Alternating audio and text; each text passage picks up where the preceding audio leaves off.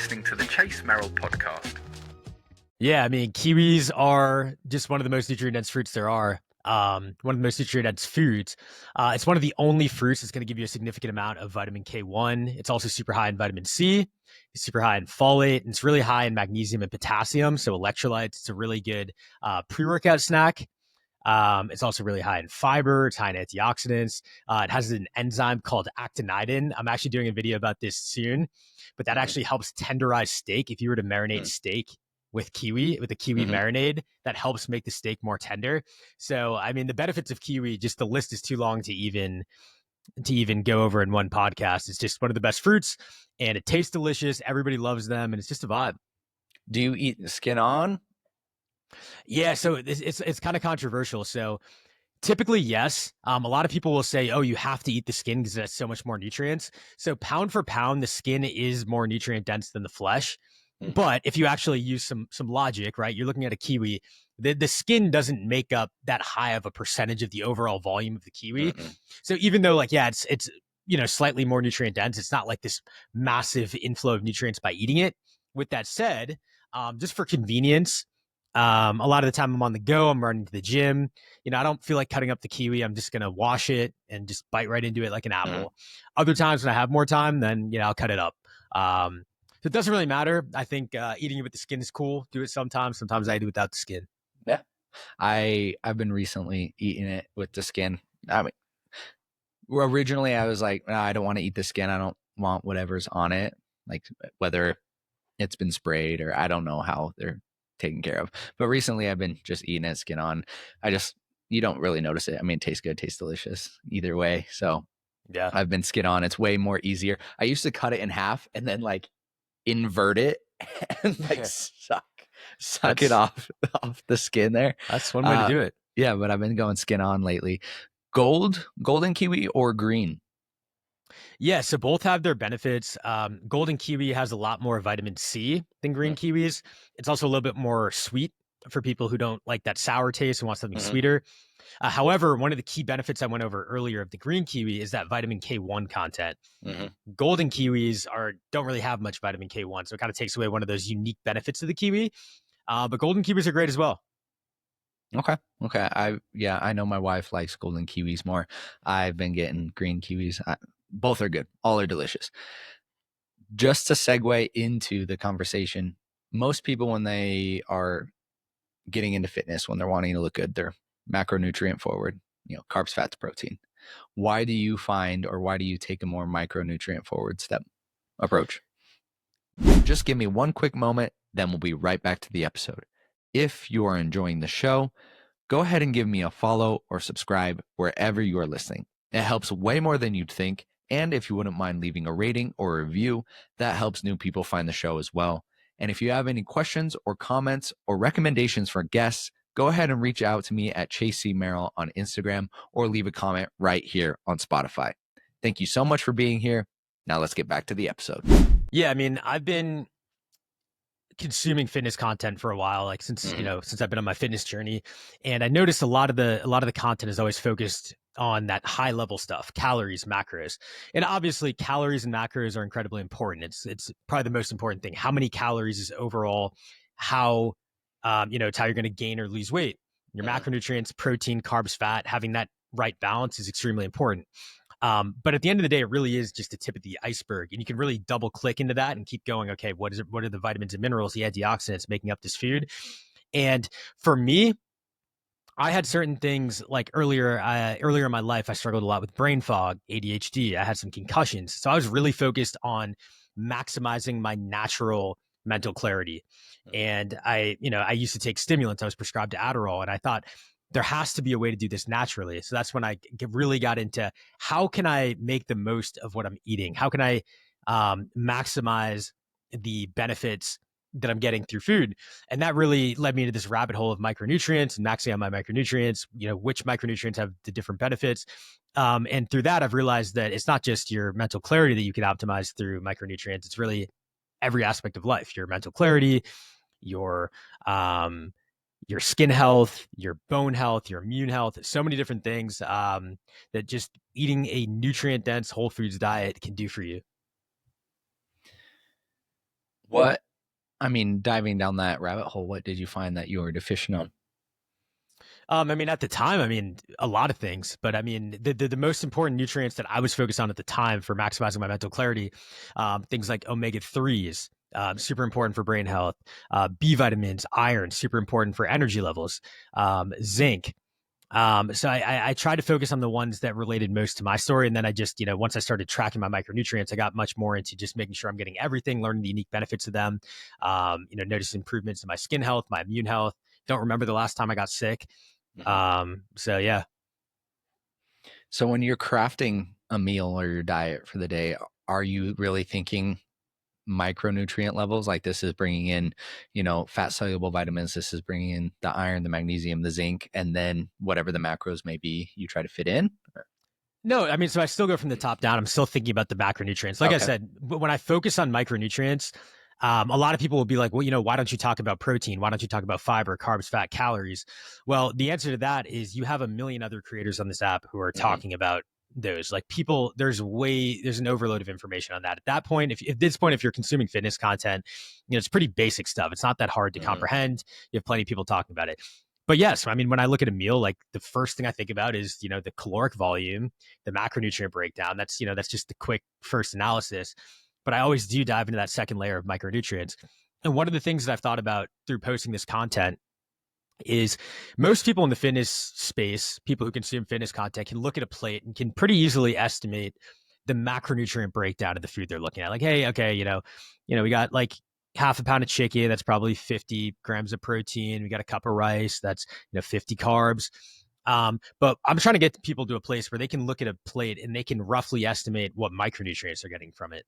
So I look at a plate and I'll see, okay, I see some greens. I know that's going to give me, vitamin A, vitamin K, vitamin E.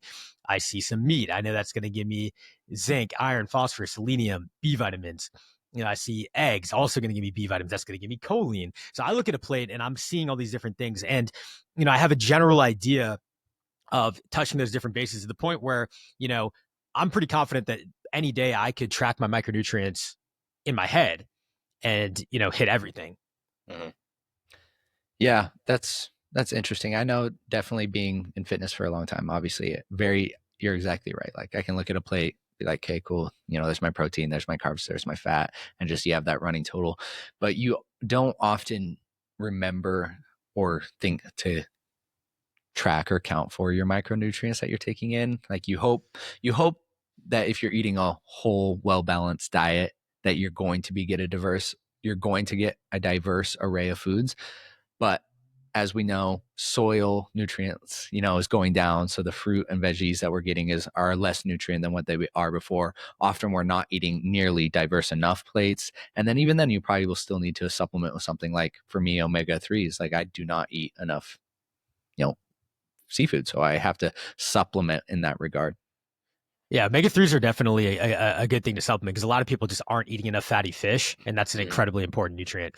But one of the things you just said, um, I think the issue is a lot of people think about micronutrients just in the sense of, it's never really been quantified. So people don't look at the quantification of micronutrients. Like this has this amount of vitamin C. This has this amount of vitamin E, right? So Mhm. people just say, oh, an apple has a ton of nutrients. Well, if you actually look at the vitamins and minerals in an apple, there's really not that much. Mhm. And then you look at a kiwi, which has a ton of vitamin C, a ton of vitamin K1, a ton of folate. I think it's important to actually have that context of what's in what and what different nutrients you're getting from different foods. Because a lot, vegans are like, hey, or no, sorry, carnivores will be like, I'm getting every nutrient that I need from liver. It's a multivitamin. It's actually not. Like if you look at the actual nutrients in it, like yes, it's quite high in quite a few different nutrients, but there's plenty of nutrients it's not high in. On the other side, people, hey, I'm eating kale, I'm getting all my nutrients. Like, yeah, you're getting vitamin A, you're getting vitamin K, but you're certainly not getting all your nutrients. So different foods have different roles in your diet. And I think you really need to see that data to understand that. So, off of that point, I take it you don't subscribe to a trendy way of eating like carnivore or veganism or vegetarian. What would you fit yourself into?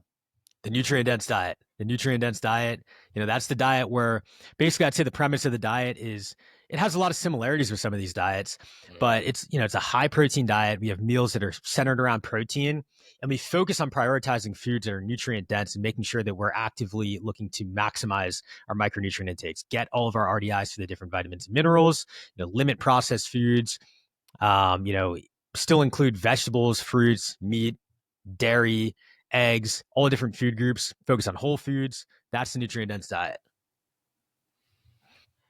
What would you put on, like if you were to rank, let's say 5 foods that you could only eat? Obviously it would be a deficient, but what would those 5 foods be?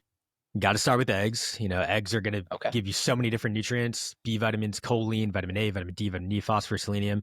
Eggs so over red meat, over beef, over. Yeah, I would put eggs over beef. Cool. Beef is going to have a similar nutrient profile, minus the fat soluble vitamins, that vitamin A, vitamin D, vitamin E. But beef will give you heme iron. It'll also give you zinc. So there are some benefits of beef over eggs. But so eggs are going to be number one. I'm going to put salmon in there, number 2, or some sort of fatty fish, because that's going to give you those omega-3s. Also going to give you a lot of vitamin D. Going to give you a lot of B vitamins, phosphorus, selenium. So definitely got to put salmon up there. Also another good source of protein. So we said 5 foods. 5. Yeah. All right. So we're going to throw in some dairy. We're going to throw in some milk. Make sure we're getting that calcium. How do you feel about raw versus low vat, pasteurized versus regular? Yeah, I don't drink raw milk. I wouldn't condone that. Okay, so we got eggs, we got salmon, we got dairy. Then I'm gonna throw in a leafy green. You hear all this noise about plant defense chemicals and vegetables are bullshit. They're not. I mean, a leafy green is going to give you so many different, it's going to be a great source of magnesium, vitamin A, vitamin K1, vitamin E. If you cook it, it's going to reduce that oxalate content. It's going to give you folate. Definitely going to want to include that in there. And then, as a fruit, probably going to want to include, I would say, I think I've done this a few times. I would say kiwis and blackberries would be the 2 fruits that I'd prioritize. Blackberries being because berries are so rich in antioxidants, anthocyanins, brain healthy antioxidants, also rich in vitamins and minerals, super high in fiber, just a really good food. And obviously we talked about the benefits of kiwi earlier. And I don't know how many I have left, but I would also probably throw in red meat, as I was saying earlier, for that zinc and iron. But I think that's a pretty good base. Yeah. Okay. Working backwards, frozen fruit, frozen veggies versus organic or fresh. Yeah, it's a great question. So a lot of people will look at frozen fruit and frozen vegetables and be like, hey, this is processed food. It's frozen. It's going to be worse for you. And frozen fruits and frozen vegetables are actually better in every aspect. So first things first, if you look at it from a health perspective, if you look at the ingredients for a bag of frozen blueberries or a bag of frozen vegetables, the only ingredient is the vegetable. Like a bag of frozen blueberries, it's just blueberries. It's all it is the fruit or vegetable, and it's just put in the freezer. That's all that it is. And from a nutrient perspective, if anything, freezing the fruits and vegetables preserves nutrient values. Leaving it on the shelf would, very slightly lower the nutrient value. So if anything, it actually has a higher nutrient density than fresh fruits and vegetables. Now, on top of that, you get additional benefits, right? So frozen is also going to be cheaper. It's going to be more affordable. It's going to be a lot more efficient. So, you get a bunch of blueberries and you don't eat them. They go bad. I would personally eat them, but if you're somebody who would leave them in there, they could go bad. You have vegetables, they go bad. You get frozen fruits or vegetables, you can leave them in your freezer for a year and you can eat them when you get to them. So a lot less waste. And personally, I think, especially with frozen fruits, frozen berries, I think they taste way better than fresh. I love my frozen blueberries, frozen cherries, frozen strawberries. So I'm very passionate about that. I'm a big fan of frozen fruits and frozen vegetables. Do you throw them in smoothies? Do you thaw them in the fridge? How do you eat them? Frozen? Blueberries, I'll just eat them like popcorn. I'll just, pop them in while I'm watching TV. I'll put them in my Genius bowls. If you guys have ever seen those, my Greek yogurt bowls, I'll throw in cherries, same thing. I'll just pop them in my mouth. Strawberries, actually, I will thaw them out. Because if you thaw out frozen strawberries, they turn into this like liquid, like it's hard to explain. Just try it. It's sick. To keep working backwards, salmon, we put a fatty fish on there. Wild caught, farmed. Yes, I mean, wild caught's going to be better if you can afford that. Yeah, if you can afford it. I mean, if you can't, farm is still going to have all the same nutrients. That's kind of my mentality there. Is if you can afford wild caught, if you can afford pasture raised, it's probably going to be a safer bet. But obviously, eating farmed salmon is still going to be a healthy thing to do. Okay. And I assume you carry that same mentality into the eggs, pasture eggs versus free range versus cage free. Yeah, I mean, I do think that if you have the money for pasture raised eggs, organic eggs, the higher quality eggs, it's a good thing to think about buying. I personally do. I think they have a richer taste for one, and it's also just like even beyond nutrition. But I mean, looking at the nutrition, there are studies showing higher nutrient density. I mean, it's just kind of common sense. Like, you have these eggs that are raised in these horrible conditions. Oh, whoops, it looks like I lost you for a sec. I mean, just kind of common sense. Like you have these eggs, these hens that are raised in horrible conditions. Probably not going to be as good for you as the hens that were raised in great conditions. But I mean, beyond that, beyond the nutrition, just from an animal welfare perspective, you see the way these hens are raised that produce these cheap eggs. It's kind of sad. So I'm in favor of having the eggs that where the hens actually live a good life. It makes me feel a little bit better about what I'm eating and what I'm doing for the planet and the animals. Absolutely. I completely agree. I think that the if you can afford it, it makes me feel better when I'm eating them and it tastes better. What do you take when people say like, oh, pasture raised eggs, the yolks a lot more orange, a lot more amber versus like that pale yellow? What's going on there? It's just the carotenoids. They're just eating more carotenoids. That's it. So no real value in that color. No, I mean, it technically is value, but it's not like a lot of people will, take that a little bit too far. I mean, it's just because they're eating more natural carotenoids in their diet. Okay. And does that come from typically just if they are pasture raised, they're getting a more nutrient rich diet themselves? Yeah, so I mean, if an egg is caged, if it's cage free or whatever, they're probably going to be eating like corn and soy supplements, whereas a pasture raised egg is going to kind of be eating. Or I keep calling them eggs. A pasture raised hen is going to be eating kind of whatever it can get its hands on, like bugs, grass, worms, whatever they eat. I'm not sure the specifics, but yeah, they're eating a more natural, evolutionarily consistent diet. So if someone were to eat this way, what, let's take somebody on today's, standard American diet and they were all tomorrow they said, okay, I'm done, sick of it, I'm switching. What could they expect in terms of benefits from these micronutrients and from eating this way? You're saying switching from the standard American diet to just the way I eat? Yeah. Nutrient rich. I mean, you can expect just a world of transformation in your life. Like I said, I mean, diet is a lever for so many different things, whether it's just your overall mental clarity, your skin health, bone health, your overall heart health, your physique. So if you're somebody who goes from eating a processed food standard American diet, you're most likely out of shape. You're most likely overweight. So just shifting to a non-processed, nutrient dense diet, you're probably going to lose some weight. You're probably going to start looking better, which is going to lead to higher confidence. On top of that, eating these healthier, more nutrient dense foods is going to improve your headspace, your mind. You're going to be thinking more clearly. So you're going to have better confidence. You're going to be looking better. You're going to be thinking more clearly. You're probably going to have less anxiety. You're probably going to have a better mood. You're going to have more energy. You're going to get sick less. Your skin's going to be clear.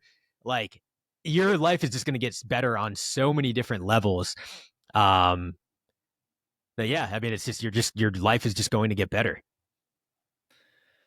I've been into health fitness. I've eaten clean pretty much the entirety of my life since being in high school. Can't say the same. I've been pretty focused. I got it from my mom. She was pretty dialed in. No sugar in the house, nothing like that. Yeah. So she was pretty dialed in, and then it transferred into my adult life. So I've been eating pretty clean. The past 2 years, I took a break from fitness, like cold turkey, stopped everything. I was burnt out. I was competing in Olympic weightlifting, CrossFit, and that aspect needed a break. Cold turkey, that translated into the food I was eating. I got more, sedentary. I stopped eating a lot cleaner, or as clean as I was. And over the course of the 2 years, I'm more achy, even though I'm working out less. I'm more tired, even though I'm working out less. I'm sleeping more and I'm still, and then as soon as I said, okay, time to get back into it, started eating again, started moving again, just immediate changes. I feel better. I move better. I hurt less. I sleep better. I think more clearly. So it's pretty crazy the amount that movement and food play on your existence and your mental health and your mental clarity. You bring up a good point there because you said you were more tired even though you were working out less. So a lot of people will use the excuse of like, oh, I have this busy job and I don't have time to work out. I can't fit in that hour into my day. And the thing is, let's say even if you're working super long hours, you seemingly don't have time to work out. Adding in that 1 hour of working out will make you more efficient overall during those other hours, to the point where it evens out, it balances out, so you're overall more productive. If you work for 14 hours and then you exercise for 1 hour versus if you just work out for 15 hours, I think you're going to get more done doing the 14 hours of work and the 1 hour in the gym. Absolutely. And anybody who says they don't actually have time, like, show me your screen time on your phone. Show me your screen time. I mean, my screen time's high because I do social Yeah, media. for sure. But it's ridiculously high. But I will say, like, I'm extremely busy. Like anybody who tries to pull these like excuses on me, it's like, bruh, I work a corporate job in consulting. It's extremely busy. It's like not like a walk in the park job. On top of that, I do social media. I do online coaching. I do UGC. I have a company that I'm working a stealth startup.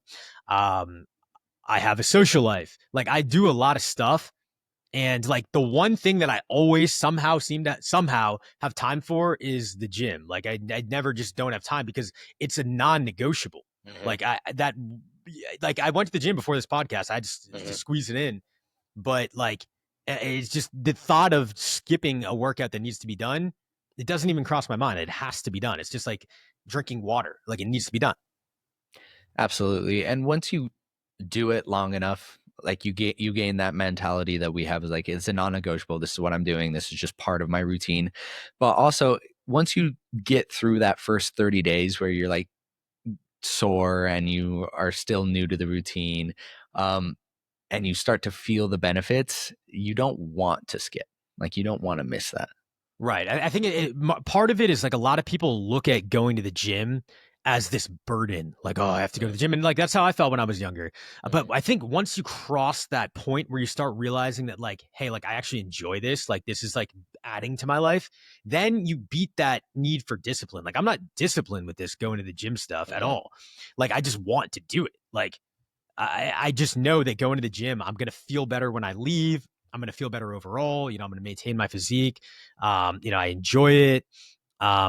It's passion rather than discipline all day. Discipline can only last so long. Passion lasts forever. Absolutely.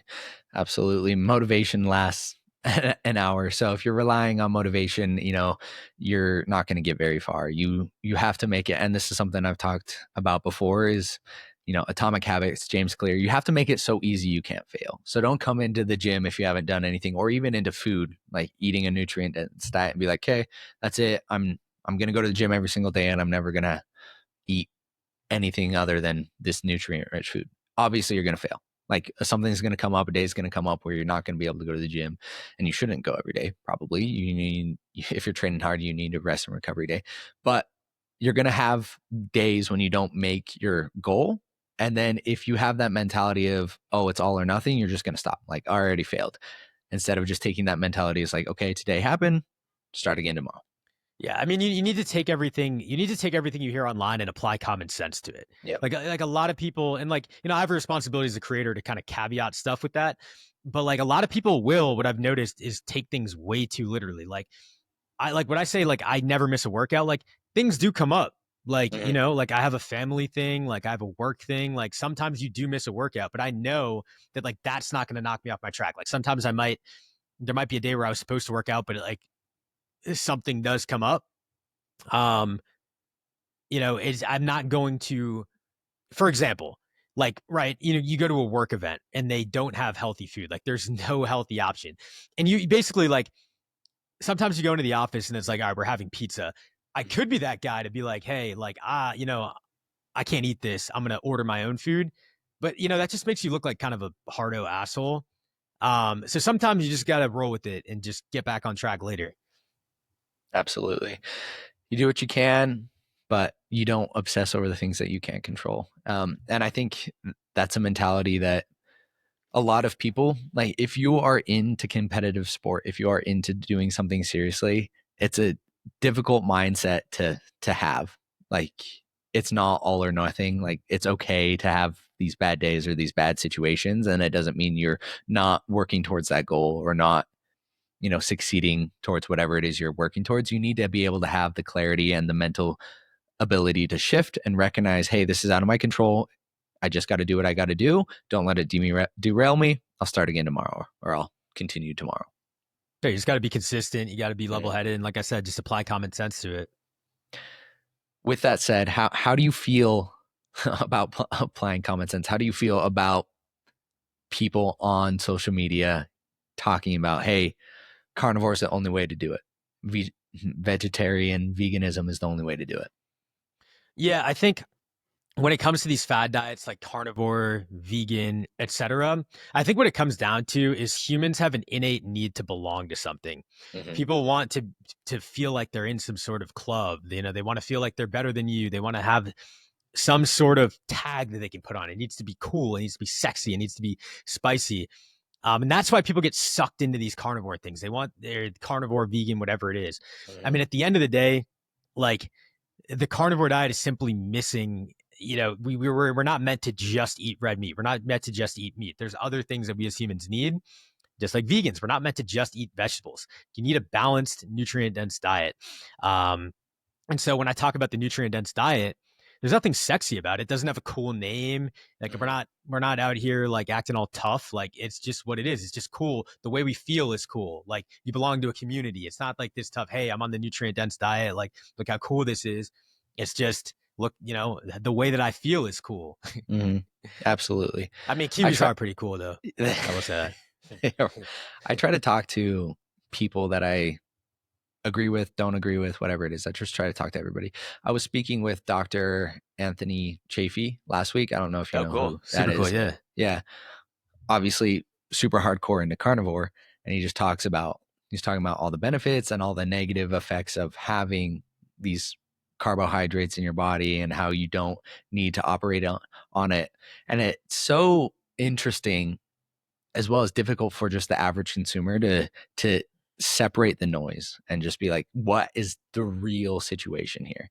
And so it's very hard, and it's very interesting to see that from like an outside perspective looking in, and like not affiliating myself with any party. It's very interesting.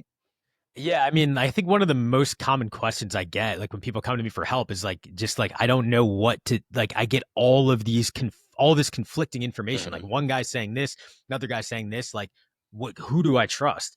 And I think that's why it's important. I think I'm seeing a lot more of nowadays is more like moderate creators. Like the fitness and nutrition space recently has become very like polarized and like political. Like, you got people who are just so like on all these different spectrums are just so extreme about certain issues. And like, sometimes you just gotta like take some from this side, take some from this side, and kind of, come to a logical stance on certain things. I want to give a shout out to this dude. His name's like, I don't want to mess it. It's like Jacob Foods or something. He's been making really good content lately. He's like, I think he's doing a good job of kind of like bringing both sides together. But yeah, it's very politicized. It's kind of odd. It is odd. I mean, and what I can say to that is try it. Like, I've done carnivore for a couple months. Then I added in a lot more fruits and vegetables, kind of where I am at now. I eat a lot of fruits, a lot of kiwis, sweet potatoes, squash, some vegetables, and then a lot of eggs, red meat, dairy, fish. That's the main bulk. And I feel the exact same as I did when I was on carnivore and as I do now. Like, I don't feel better. Or worse. There's no inflammation. There's no, all of this stuff that they claim, but I enjoy it. Like, I enjoy the fruit that I eat. I feel more social, more involved when I'm, with people, and my diet isn't constricted to just like some ground beef. So I feel better doing it this way and I don't feel any negative effects. And so that's what I always encourage people is like, hey, if you're confused, just do all of it at different times and whatever feels best for you. Yeah, I mean, I mean, what I'll say is, I mean, we give you the information, like the information's Yeah. out there, and you're free. I can't tell you what to do as a person. Like, if Mhm. you want to do carnivore, you can go ahead and do it. Um, but yeah, I mean, it's important to try new things for sure. Yeah. Yeah. It's fun. I get it. You want to nutrient dense, knowing what you know, I can imagine like, and knowing, what I know as I've talked to people, like the carnivore diet is definitely missing things, as is the vegan diet. I was talking to a fruitarian the other week, Oh, really? like, yeah, like a raw fruitarian who talks about like the benefits of and like how we were evolved to eat only fruit, and then he Yeah. supplements with like phytoplankton. I'm like, okay, well, obviously you're having to supplement to a degree. Yeah. I mean, one of my most viral ever videos on TikTok was a diet review of a fruitarian. Like, so Hmm. I walked through her micro, like literally all she ate was fruit, and like she had like Hmm. tons of different deficiencies. Um, yeah, I mean, like basically people get drawn towards these extremes for really no reason. Um, but yeah, I mean, I'm a fan of the nutrient dense way. I think, I mean, you look at certain diets. Like I'm a big fan of the animal based diet, believe it or not, Hmm. which is like kind of similar to the carnivore diet. That's Hmm. Paul Saladino's diet. I do think it's a little bit too extreme in terms of like anti vegetables and like Hmm. the kind of too focused on the seed oils. Um, but like generally speaking, if you go from going from the standard American diet to the animal based diet, like you're gonna feel so much better. Like the standard American diet is such a horrible diet Hmm. that like you go from that to almost any other diet, you're gonna feel better because you're gonna be off all this processed sugar, you're gonna be getting more protein, less processed food. So yeah. How do you feel about seed oils? I think that people pin a lot of it's a complex topic, but at the end of the day, like a lot of people will be like, "Hey, like I can't eat seed oils ever." Like they'll go out to eat and be like, I Hmm. can't eat this if it has seed oils in it. But like at the end of the day, seed oils aren't this inherent toxin that's going to like make you feel any worse or have any sort of adverse health effects by having it, you know, here and there. I personally, when I'm in control, like when I'm making my own food, I opt for products that contain avocado oil, olive oil. I cook with olive oil, avocado oil for the most part. But I live in New York City. Like if I'm ever going out to dinner, I'm not calling the restaurant in advance and making sure they use no seed oils. It's just I don't. First of all, I don't even eat out enough for that to be too Hmm. much of a consideration.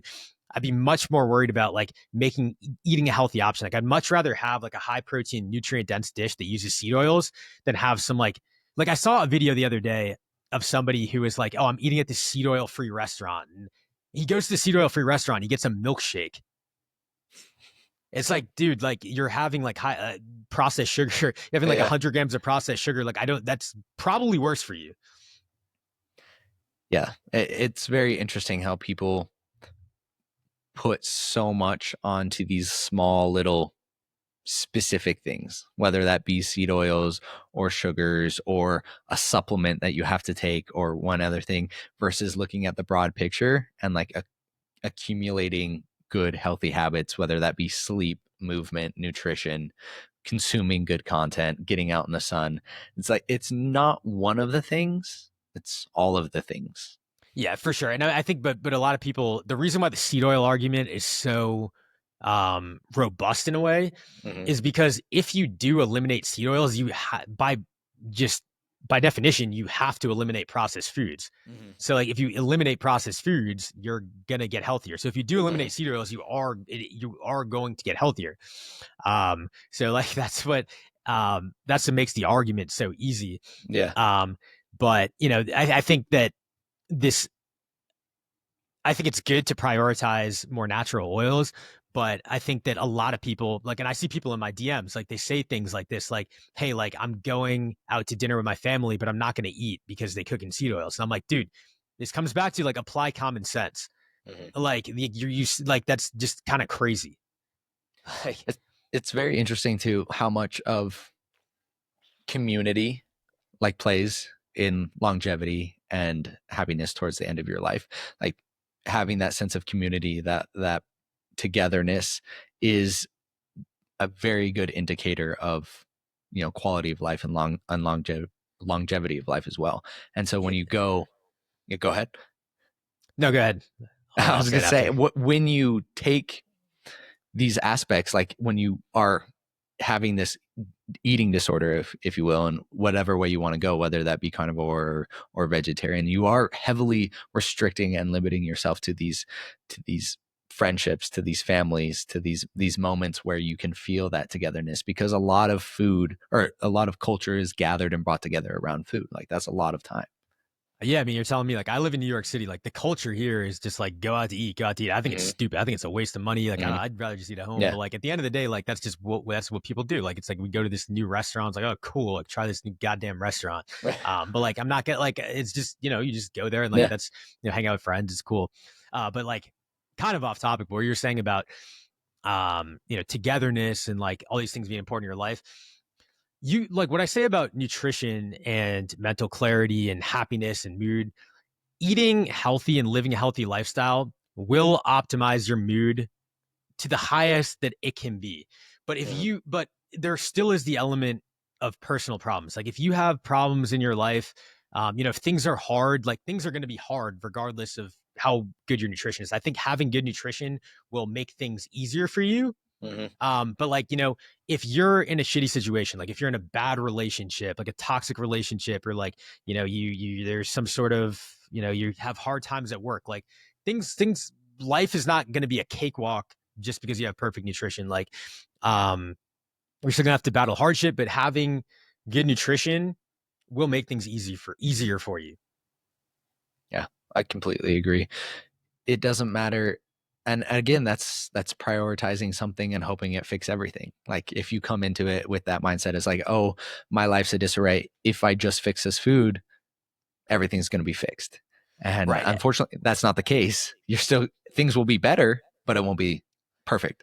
A lot of people want that quick fix. Mm-hmm. So like a lot of people like are like, oh, like, and I see this so much on TikTok Shop. It's kind of sad, but like people will like do these ads for like these like supplements, and they'll be like, yo, like I couldn't focus. I started taking this supplement, and all of a sudden, like my whole life flipped around. Like no individual food or supplement is going to just change your life, or really even like have any significant noticeable difference on how you feel. Like even like people think like, oh, I'm just gonna start, eating grass-fed beef, and tomorrow I'm just gonna feel way better. Like no, I mean it's having an overall healthy diet, changing your diet from a shitty diet to a healthy diet overall is going to change how you feel. There's not one thing that you're going to eat. There's no one supplement that's just going to change your life. It really comes down to your overall quality of diet and lifestyle.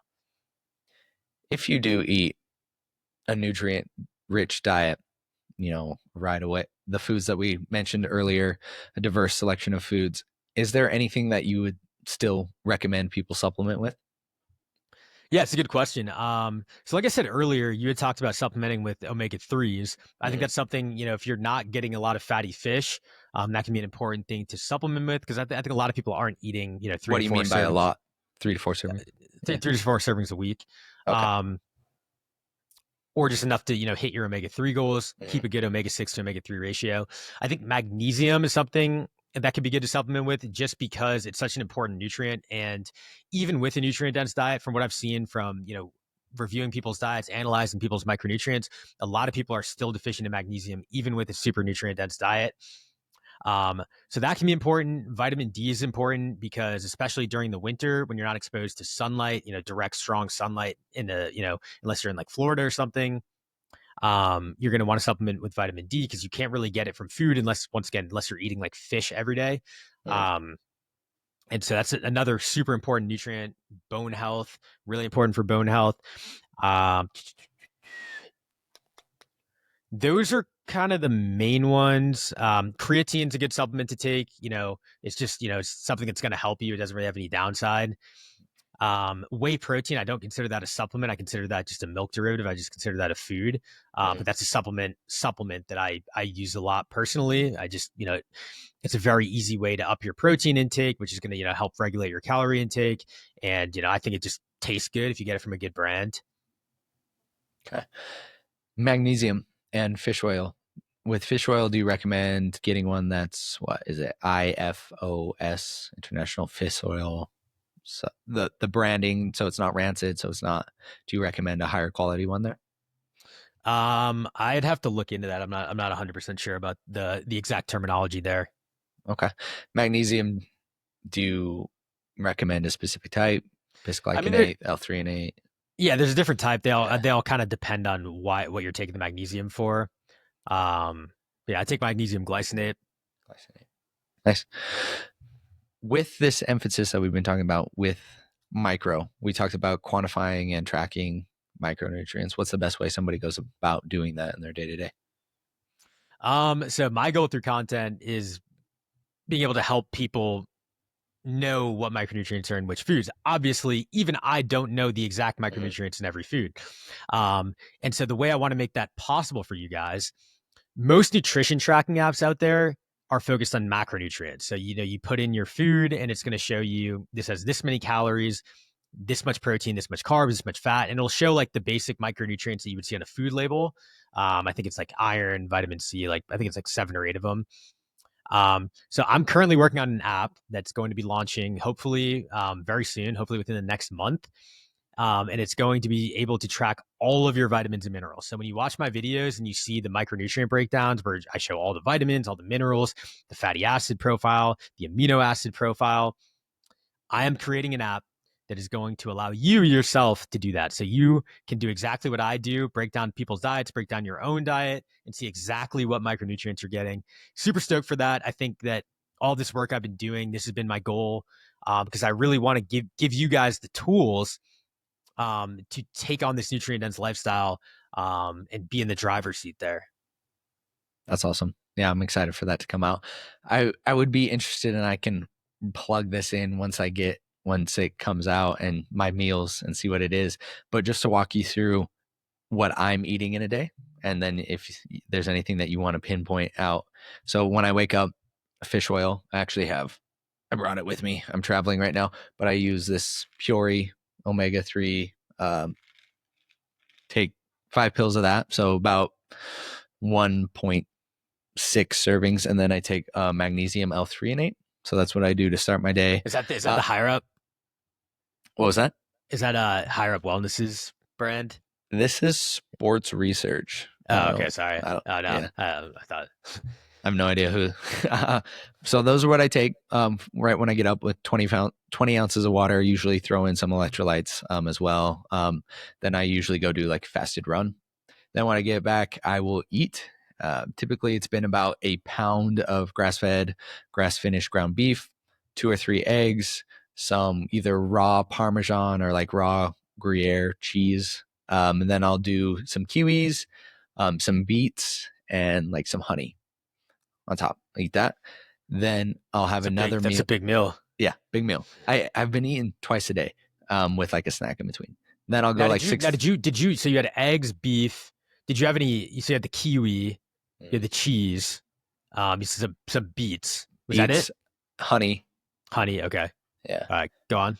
And then go 6-7 hours. Then I'll have my next meal, which is going to be pretty close to the same. It may be bison instead of beef, or an occasion about once a week we'll have about my wife and I'll have about a pound of salmon. She'll have about a little over a half pound of salmon that I'll eat once a week.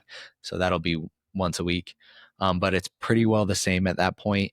Maybe I'll throw in some frozen blueberries and blackberries as well. And then I will go hit, a gym session. Then I'll come back and I've been doing Equip beef protein. The reason I've been doing that is because my wife doesn't seem to tolerate whey very well. So I've just been getting this beef protein, which I'll have with some salt and some milk, half and half milk and water combo. And that's pretty well what I eat in a day. Interesting. So that's definitely a nutrient dense diet for sure. Yeah. So do you have, so within those 2 meals, you have some fruit, you have some honey. Do you have any like starchy carbs, like, anything like rice or potatoes or anything like that? Rarely. Sometimes I'll throw in a sweet potato occasionally. Or sometimes I'll do a little bit of squash, which isn't starchy, but rarely do I have starchy carbs. Yeah, I mean that can be good to mix in if you're active. For Mhm. people who are, people who aren't active should probably limit that. But like, around my workouts, like to fuel my workout and also to recover Mhm. and replenish muscle glycogen, I like to mix in some rice, some potatoes. Also, I mean, so I think like you got all your meat, you got your dairy. So I think you should be pretty good on the mineral side of things. Mhm. Looking at the vitamins, you got your eggs, your meats. I think your B vitamins are good. You got the kiwis for vitamin C, vitamin K. Um, Vitamin A, I'm trying to think. I mean, you got some. You only had 3 eggs. Maybe some sweet potato you mix in there, some carrots, cantaloupe, that could be good. Vitamin D, I assume you're on top of that, either taking a supplement or Mhm. um, getting adequate sunlight. Vitamin E is one where the RDI is very high. So usually I cut a little bit of slack there because I think um, topic for another day, but I think the RDI is a little bit higher than where it needs to be. But yeah, I think you got most of your bases covered there. Okay. Yeah, I've been feeling pretty good. It's easy, quick to eat. I've been getting I'm weighing right now about 193. Been taking How tall are about you? 5'10". Oh, 5'10". nice. Yeah. 193, 5'10". Back when I was competing, I was weighing at 205. So I definitely lost some muscle on the way off and got fatter. I got lighter and fatter. And then I got fatter. What were you competing? I was doing CrossFit, Oh, so nice. Olympic weightlifting, back squat. Was up around 515, clean and jerk 365. So I had some good numbers, but then 2 years off, you'll lose some muscle. Yeah, man. That's yeah, that'll happen. Yeah, good though. I needed the break. So I'm right now sitting around macros. All I really track is my protein, but I'm hitting around 210, 250 grams of protein a day, and then my fat's probably pretty high as well with all the stuff Yeah, that I for eat. sure. I Yeah. think like, yeah, I mean, protein, like I really think like too much protein is never a bad thing, especially if you're Hmm. just trying to keep your weight in check. If Hmm. you're trying to lose weight, having more protein is going to lead to less overall calories because the thermic effect is going to be higher and it's more satiating than the other micronutrients. Hmm.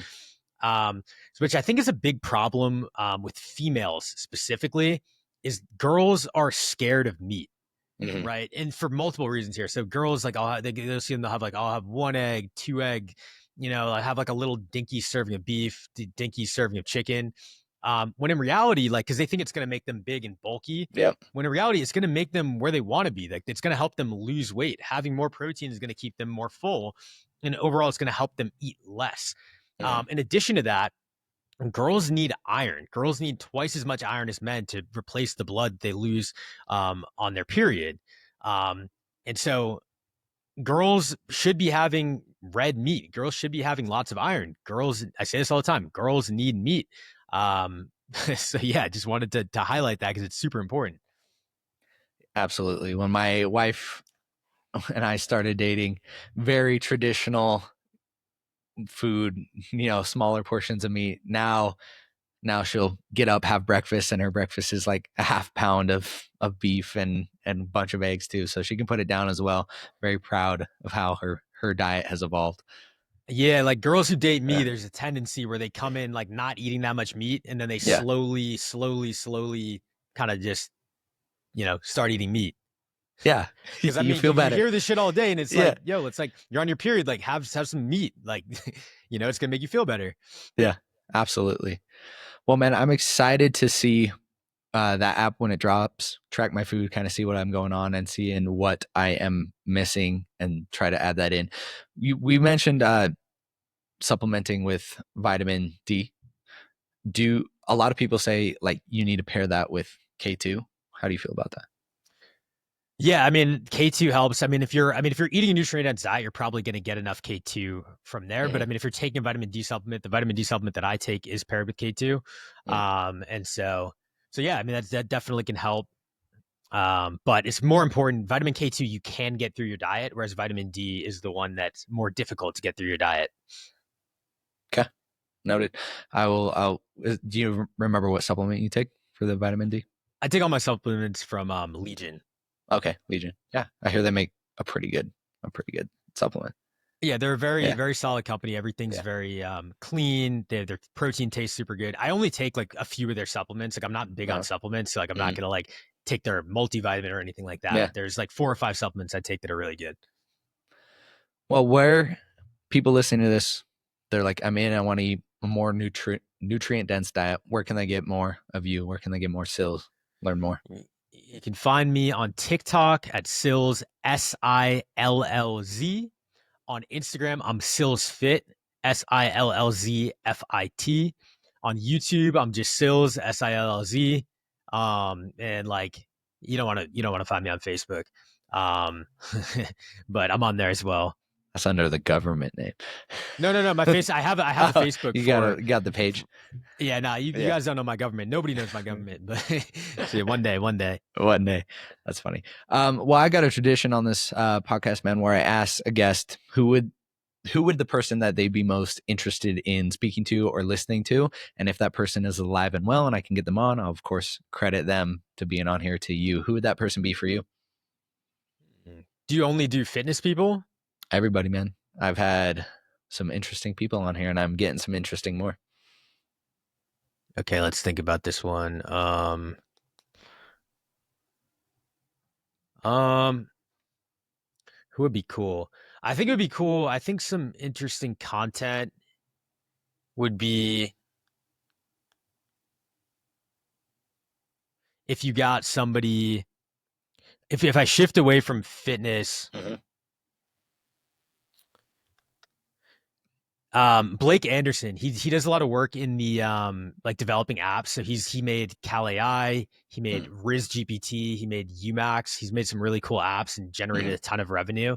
So he's got a super cool story, posts lots of content. He's super busy, so it might be hard to get in touch with, but he'd be a super cool guy to have on your podcast. Sweet. Yeah, I'll reach out. You said it was Blake Anderson? I think his Instagram is just BWA. Awesome. Okay. I'll reach out.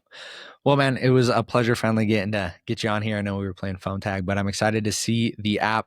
I'm assuming you'll post about it. Do we have a name yet that we can be looking for? We do have a name, but it's not dropping yet, it. So okay. You'll see that soon. Yeah. All right. Well, that'll be coming soon. All right, man. Well, I appreciate you, and let us know when it posts, and I'll tag it in the show notes of this so people can listen back and find it and whatnot. For sure, brother. For sure.